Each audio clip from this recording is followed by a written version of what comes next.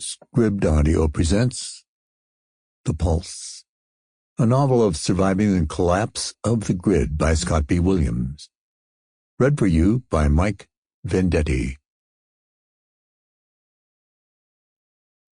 For Jasmine, for being the daughter I always wanted. 1. Artie Drager was miserable. He was wet, cold, and seasick, and he could not remember ever wanting anything in life as much as he wanted to be back on dry land.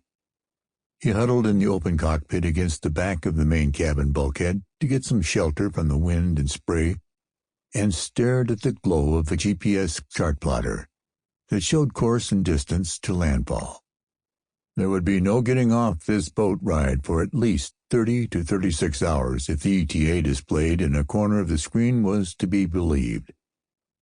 Artie could not escape the constant sound of the crashing waves that lifted and tossed the small schooner as she shouldered her way through them in the darkness, driven onward by 20 knots of steady trade winds filling her sails. The noise and motion assaulted every part of his being, making rest impossible. He marveled that his brother could be sleeping soundly in his bunk down below, oblivious to the roaring water and horrid pitching and rolling. But Larry was a sailor, while Artie knew now, if he had not known it before this passage, that he most definitely was not.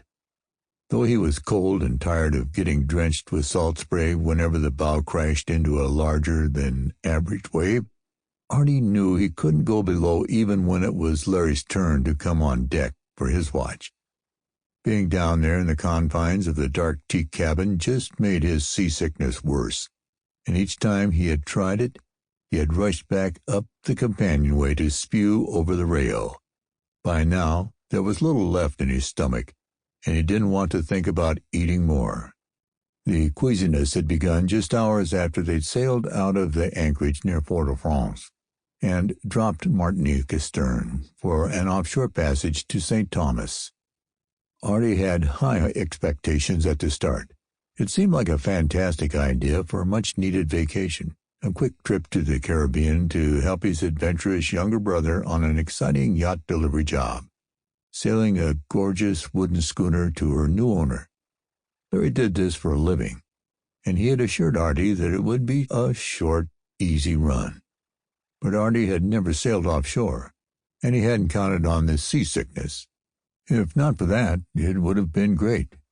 Ibis was a beautiful... Sample complete. Ready to continue?